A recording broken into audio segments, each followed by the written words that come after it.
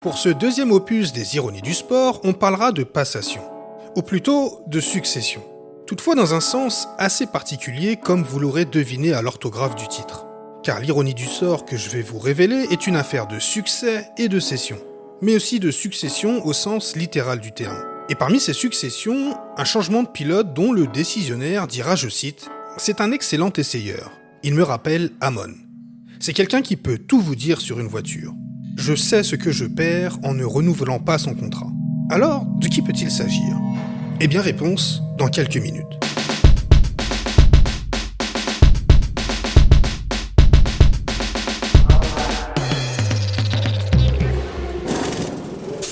Nous sommes en 1979. Jody Scheckter devient champion du monde de Formule 1 devant le flamboyant Gilles Villeneuve, ce qui permettra à Ferrari d'empocher son 6e titre constructeur. Plus régulier que Villeneuve, le pilote sud-africain aura mené une bataille loin d'être reposante. Vainqueur à Zolder, Monaco puis Monza, il terminera 12 fois dans les points.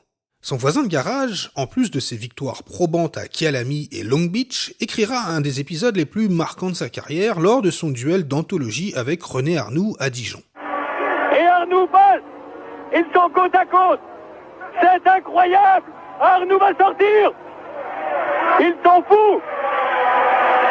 C'est de la folie ce dernier tour. Ils se touchent à qui mieux. Attention, Arnoux deuxième, c'est de la folie. Et Arnoux deuxième, mais Villeneuve le reprend. Ils vont se sortir. Ils sont passés 2 fois dans ce dernier tour.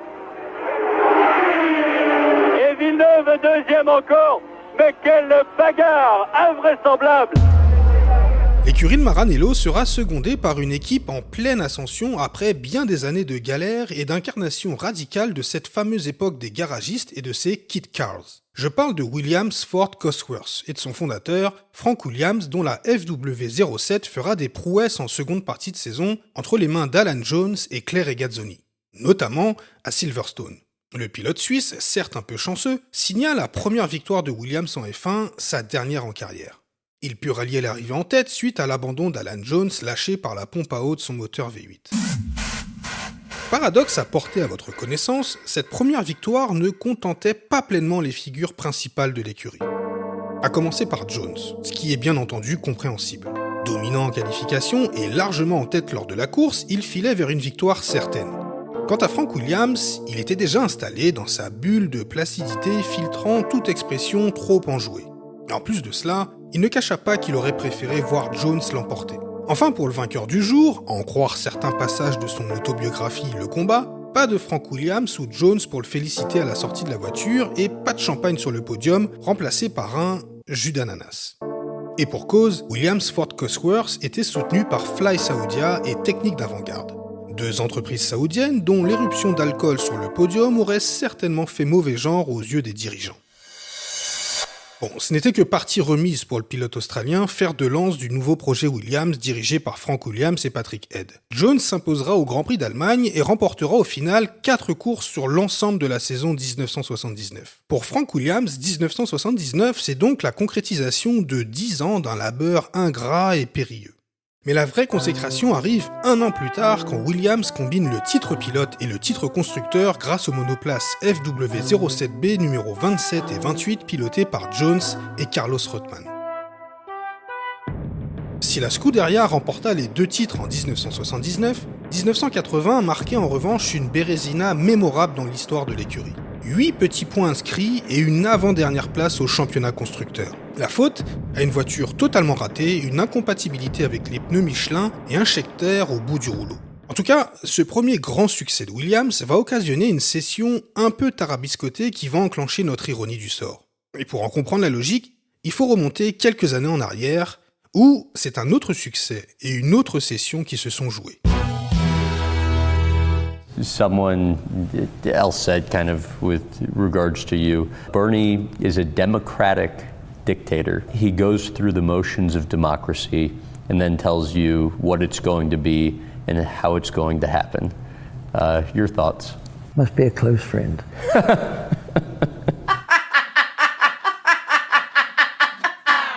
L'extrait que vous venez d'entendre est une interview de Bernie Ecclestone datée du 8 novembre 2017 pour le journaliste américain Graham Bensinger.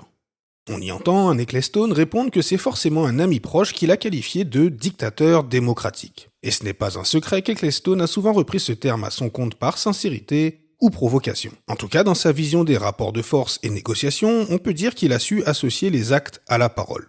Mais je reviendrai à d'autres occasions sur le cas de Tonton Bernie. La chose qui va nous concerner aujourd'hui est surtout son implication au sein de la Formula One Constructor Association qu'il intègre suite à son acquisition de l'écurie Brabham. Alors pour faire simple, à compter de 1972, Ecclestone se positionne en leader de la FOCA et inverse littéralement le rapport de force avec les organisateurs de Grand Prix. Les écuries ne traitent plus en gré à gré directement avec chaque organisateur de course pour les questions d'argent. Dorénavant, c'est un prix fixe par course, considérablement augmenté, avec plateau d'écurie et pilotes dont la présence est garantie. Après quelques événements sur lesquels je reviendrai, c'est la condition posée aux organisateurs pour que tout ce beau monde vienne sur leur circuit. Ah oui, petite parenthèse. À l'époque, l'acronyme de la FOCA n'est pas FOCA, mais F1CA. Cet acronyme est changé car en italien, F1CA peut se lire ou comprendre FICA. Or, FICA, dans la langue d'Enzo Ferrari, ou du moins sa variante argotique, signifie « La chatte, la chatte, la chatte !» Bref, à compter de cette inversion des rapports de force, une série de transformations surgissent dans le sport. Pour réduire les coûts et ainsi mieux partager le nouveau gâteau, le format des essais libres est revu à la baisse, l'entrée des écuries indépendantes est plus compliquée et les courses hors championnat entament quelque chose que je pourrais décrire comme un effacement progressif mais prononcé. Bon, enfin, je sais pas pourquoi je me prends la tête alors que la meilleure image pour parler de leur déclin est peut-être celle-ci. Dans cette situation, notre route est droite, mais la pente est forte. Outre ces transformations, c'est aussi l'époque où on met un petit peu plus le nez dans la sécurité des pilotes et des circuits. Les infrastructures comme les allées des stands, les parkings ou le paddock sont investis pour que le public, les équipes et les businessmen qui gravitent autour de la F1 puissent s'y sentir mieux et bien. Le marketing et sponsoring sont bien installés, c'est le début d'une nouvelle success story pour la F1. Sur le plan des courses, le calendrier s'étend à la Suède, au Japon, au Brésil. Le Grand Prix d'Argentine est d'ailleurs réintroduit. Et tout ce dont je viens de parler poursuit son petit bonhomme de chemin avec l'intérêt croissant des télévisions. Mais à cette même période, dans tout le package de codification et d'institutionnalisation de la F1 entamé par ces deux instances dirigeantes, la FIA et la FOCA, c'est une autre évolution qui nous intéresse. Car en plus de ce processus de réorganisation, le succès grandissant du sport et l'intérêt croissant qui portent les médias sont certainement concomitants à un changement pas si anodin pour la suite de l'histoire.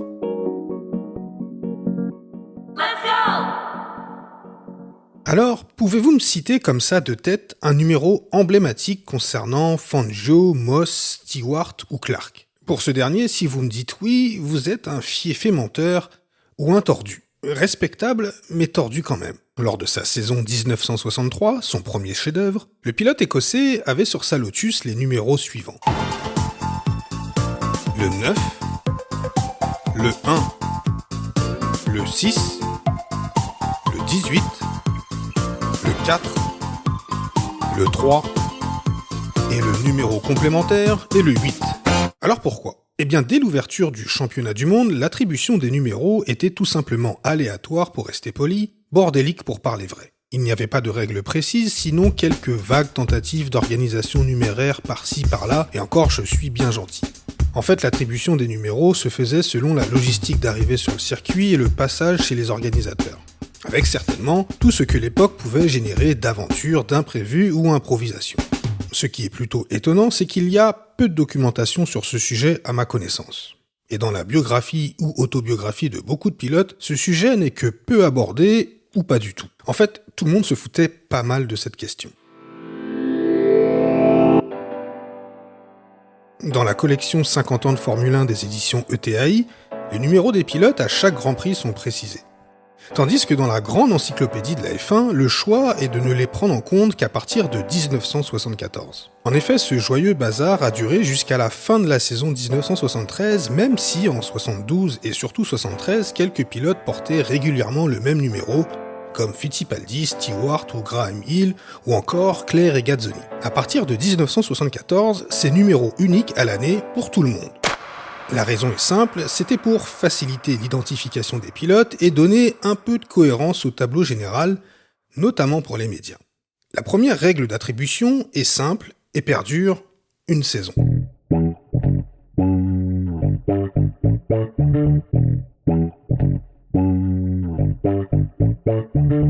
En effet, à compter de 1974, c'est le classement au titre constructeur qui affecte le numéro pour la saison suivante. Fin 1973, le titre revient à Lotus. En 1974, Peterson et X porteront donc les numéros 1 et 2 sur leur Lotus, les Tyrrell les numéros 3 et 4, les McLaren le 5 et 6, Ferrari les 11 et 12, et BRM les 14 et 15. Oui, il n'y avait pas de numéro 13 pour question de superstition. À compter de 1975, la lecture devient plus alambiquée. En effet, fin 1974, McLaren est championne du monde constructeur. Si bien qu'en 1975, Fittipaldi et Jochen Mass porteront les numéros 1 et 2. Ils abandonnent donc les numéros 5 et 6. Ok, jusque-là ça va. Mais en fait non. Car en 1974, Lotus finit 4e du championnat. Donc les voitures de Chapman, en toute logique, auraient dû avoir les numéros 7 et 8. Mais en 1975, elles se retrouveront avec les numéros 5 et 6. Toujours en 1974, Ferrari termine 2e du championnat constructeur. Mais lors de la saison 75, la Scuderia portera les numéros 11 et 12. Alors, qu'est-ce que c'est que ce bordel ?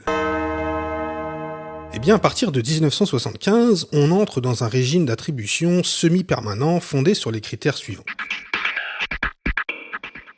Le premier critère est simple. C'est le titre pilote qui devient le premier discriminant pour attribuer le numéro des voitures. Et je dis bien le titre pilote, pas le classement pilote. Si les McLaren de Fittipaldi et Mass arborent les numéros 1 et 2 en 1975, ce n'est pas à cause du titre constructeur glané en 1974 par McLaren, mais grâce au titre conducteur du Brésilien. Le numéro 2 est directement attribué à son coéquipier. Le deuxième critère est la règle de l'échange écurie victorieuse, écurie vaincue. En clair, l'écurie dont le pilote a été champion du monde échange ses numéros avec l'écurie qui a perdu ce titre pilote. Et j'insiste une nouvelle fois, le classement pilote n'avait pas d'incidence directe. Fittipaldi, champion en 1974, a le numéro 1 en 1975. Mais en 1975, c'est Lauda qui est champion. Fittipaldi finit 2e. Comme Niki Lauda est champion en 1975, les Ferrari de la saison 1976 porteront les numéros 1 et 2. McLaren récupérera donc les numéros de Ferrari, à savoir les 11 et 12. Cependant, comme James Hunt est champion en 1976, pour la saison suivante, McLaren récupérera les numéros 1 et 2 et Ferrari reprendra les numéros 11 et 12. Vous avez compris ? Le troisième critère est celui du transfert. Si le pilote champion du monde change d'écurie après son titre, eh bien il emmène les numéros 1 et 2 avec lui. Lauda, champion en 1977, part chez Brabham en 1978. Les voitures Brabham seront donc frappées des numéros 1 et 2 et Ferrari conservera les numéros 11 et 12. Prost, champion en 1989, amène les numéros 1 et 2 chez Ferrari en 1990. Alors, dans un pot pourri qu'on appellera autres critères au pluriel, vous pouvez considérer comme variable de changement les événements suivants. On peut récupérer les numéros d'une écurie qui n'existe plus, ou encore participer au championnat avec de plus gros numéros car on est dans les derniers inscrits. Il peut aussi avoir le cas d'un numéro laissé vacant car il n'y a qu'une seule voiture engagée, mais on en reparle tout de suite.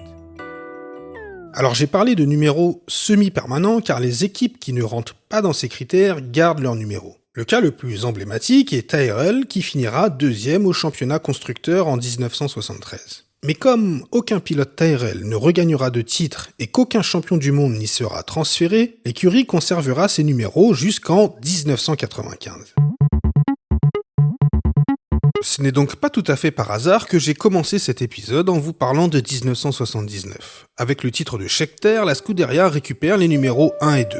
Mais pour une saison, car en 1980, Jones est champion avec le numéro 27. Vous avez deviné, Ferrari devra donc abandonner à Williams les numéros 1 et 2 pour 1981. L'écurie Williams a porté ce nombre 27 en raison de son retour à la compétition en 1977. Et comme on parle de succession, si on établit la généalogie du numéro 27 à compter de 1974, c'est par ces critères du pot pourri dont je vous ai parlé à l'instant que ce numéro change d'identité. Alors accrochez-vous, car ce bazar est aussi tortueux et piégeux que les rues de la principauté de Monaco.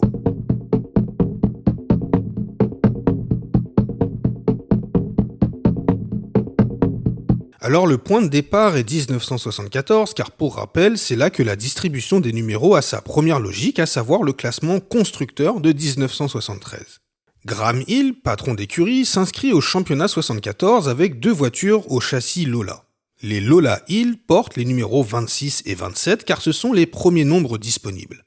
Le 24 et 25 sont pour Esquette, mais cette écurie ne disposera que d'une seule voiture, la numéro 24.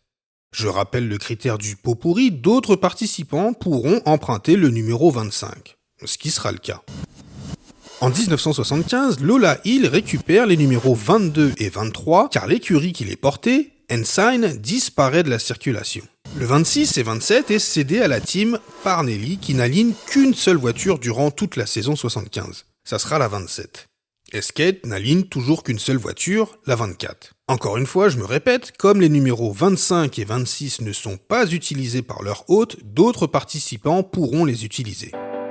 En 1976, Parnelli conserve le numéro 27 et Ligier fait son apparition. Le projet français n'aligne qu'une voiture et se voit attribuer le numéro 26.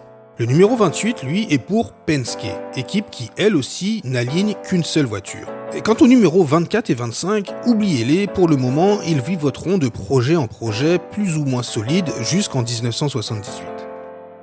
2 événements importants à retenir pour 1976. Le premier, c'est qu'une cession s'opère. Frank Williams est dépossédé de ses parts par son bienfaiteur Walter Wolf. L'écurie de Wolf conservera les numéros 20 et 21. Deuxièmement, l'écurie Parnelli, qui a fait débuter Mario Andretti, s'arrête dès la 3e course de la saison 1976. Le numéro 27 est alors laissé vacant. Le 28, lui, appartient toujours à Penske. Alors je vous rassure, vous allez pouvoir défroncer vos sourcils car en 1977 et 1978, toute cette affaire devient plus simple et se résume ainsi. Ligier, excepté une course, n'alignera qu'une seule voiture et conservera son numéro 26. Le numéro 27 est récupéré par le nouveau projet de Frank Williams rebaptisé Williams Grand Prix Engineering. Le 28 sera utilisé jusqu'à fin 77 par une autre écurie, Cooper-Sucar Fittipaldi. Et on arrive donc en 1979. Il est dorénavant imposé aux équipes de faire participer 2 monoplaces. Si bien que le numéro 25, qui rappelez-vous vivotait un peu partout, revient à Ligier en compagnie du numéro 26. Le 27 était à Williams, et comme l'écurie Cooper-Sucar Fittipaldi qui portait le numéro 28 a disparu de la circulation en 1978, logiquement, 1 an plus tard, il revient donc à Williams. Et voilà comment se conclut l'histoire du numéro 27. Enfin, pas tout à fait.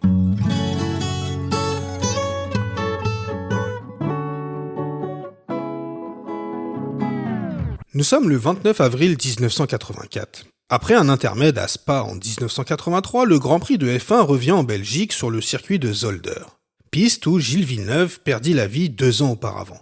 Pour cette saison 84, Enzo Ferrari a choisi de faire succéder à Patrick Tambay un pilote italien, un certain Michele Alboreto. C'est de cette succession dont je parlais en introduction de cet épisode et la citation que vous avez entendue est celle du Commendatore lui-même que vous pouvez retrouver dans sa biographie aux éditions Glénat. Ferrari se sépara de Patrick Tambay fin 1983 malgré une saison de bonne facture, notamment ponctuée d'une victoire à Imola. La revue Autocourse le classa 4e meilleur pilote, écrivant, je cite, que ses talents de metteur au point, conjugués à la qualité de son pilotage, en font l'un des pilotes les plus complets de l'heure, confirmant ainsi la lucidité de Ferrari à l'égard du français. Mais qu'importe, c'est une autre logique qui amène Alboreto dans le baquet et le fait concourir sous pavillon national. Pilote italien, belle ascension et talent jusqu'ici prometteur en font un choix pas complètement stupide. Pourtant, les espoirs de reconquête placés dans la Ferrari 126 C4 de 1984 sont refroidis dès les 2 premières épreuves du championnat. Double abandon à la manche d'ouverture au Brésil ainsi que 2 semaines plus tard en Afrique du Sud. La monoplace conçue par Mauro Forghieri et Harvey Postlewaite est clairement en deçà des McLaren. Et pourtant, un miracle trompeur va se produire à Zolder. Michele Alboreto has won his 3rd Grand Prix and his first for Ferrari, confirming that we have a truly great Italian driver back in the Ferrari team again.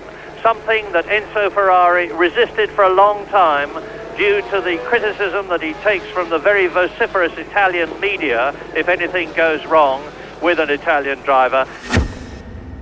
Michele Alboreto signe sa 3e victoire en Grand Prix après Détroit en 1983 et le parking du Kaiser Palace en 1982. À Zolder, Alboreto signe la pole position et mène la course de bout en bout. Une maestria sans partage qui fit de Michele le premier Italien à remporter un Grand Prix pour Ferrari depuis Ludovico Scarfiotti en 1966. Pourtant, ce que l'histoire a retenu comme une démonstration sera froidement accueilli par Enzo Ferrari, qui peu de temps après la victoire de sa recrue le sermonnera au téléphone depuis Fiorano pour son erreur au 37e tour et lui reprochera d'avoir trop levé le pied en fin de course.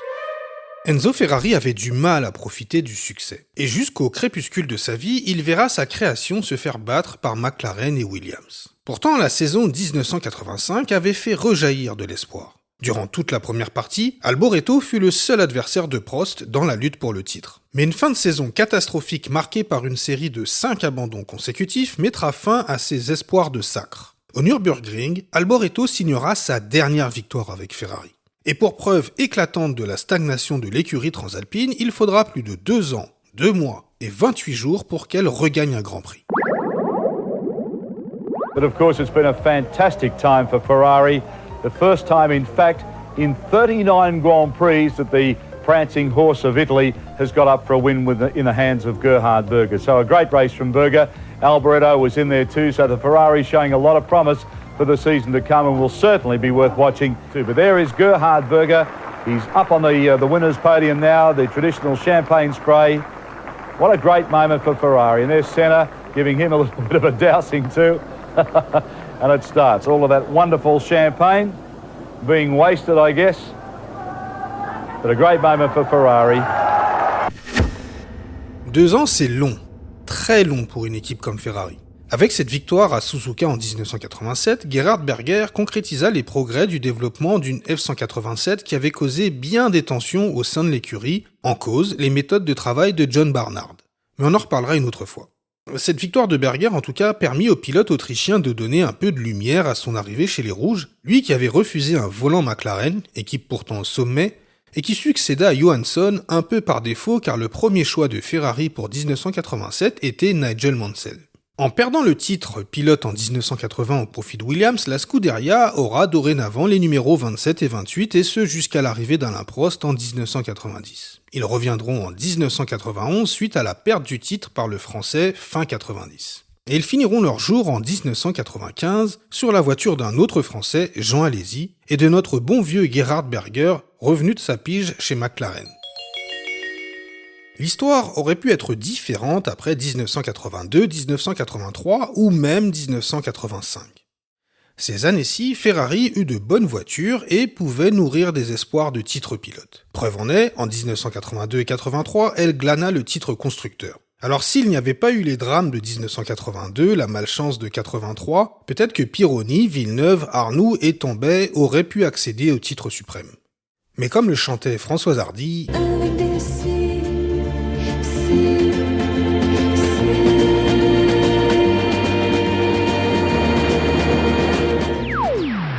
Il n'est pas rare que la tragédie et l'ironie empruntent les mêmes chemins. Et c'est dorénavant à ce croisement que nous allons nous rendre pour le dénouement de cet épisode.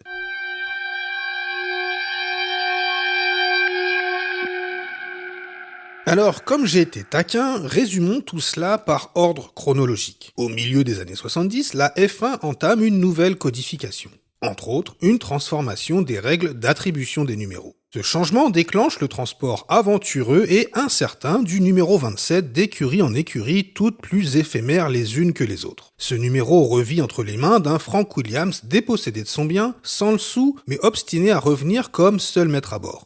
Le succès de son retour en 1980 fait découvrir au numéro 27 la charmante culture italienne. L'écurie de Maranello aurait pu s'en débarrasser en 1982, mais la tragédie touchant Pironi et Villeneuve l'en a empêché. En 1983, les coupables se nommèrent soucis mécaniques et, soyons justes, manque de régularité. Le tandem Arnoux-Tambay est séparé en 1984, Alboreto débarque. Mais en 1985, bis repetita. La mécanique ne suit pas l'italien et le prive d'une lutte pour le titre et un hypothétique numéro 1 pour 1986. C'est la période où Ferrari est à la traîne et ne gagnera pas de Grand Prix durant 819 jours entre le Nürburgring 85 et Suzuka 87, première victoire de Berger avec les Rouges. Alors ma question est la suivante. À la vue de toutes les conditions et successions que je viens de vous détailler, pensez-vous que c'est la destinée ou un concours de circonstances improbables qui ont fait d'Alboreto et Berger les 27e et 28e pilotes vainqueurs pour Ferrari en portant précisément ces numéros sur leur voiture ? Je vous laisse à votre réflexion personnelle. Vous avez 4 heures, et je vous préviens tout de suite, tout doit tenir sur une seule copie double. Cette ironie du sport ne verra pas de suite car comme je vous le disais, les écuries conservaient leurs numéros. Alboreto est évincé par Ferrari en 1989, au profit de Mansell. Le pilote anglais récupérera le numéro 27 et Berger conservera le 28. Mansell, vainqueur du Grand Prix du Brésil 1989, deviendra le 29e pilote à remporter une course pour la Scuderia, mais il portera le numéro 27. Alain Prost, 30e vainqueur de Grand Prix, lui, portera le numéro 1 car champion du monde 1989 transféré chez Ferrari pour la saison 1990. Alboreto et Berger resteront donc à jamais le seul duo de pilotes victorieux en Grand Prix officiel pour Ferrari dont le numéro de la voiture a correspondu avec celui de l'ordre croissant des vainqueurs pour la Scuderia. Je précise, je parle bien du duo de pilotes, car ce n'était arrivé qu'une fois mais pour un seul d'entre eux dans l'histoire de l'écurie. Mais le concernant, je vous laisse découvrir son identité, et si l'envie vous en prend, d'en raconter l'histoire.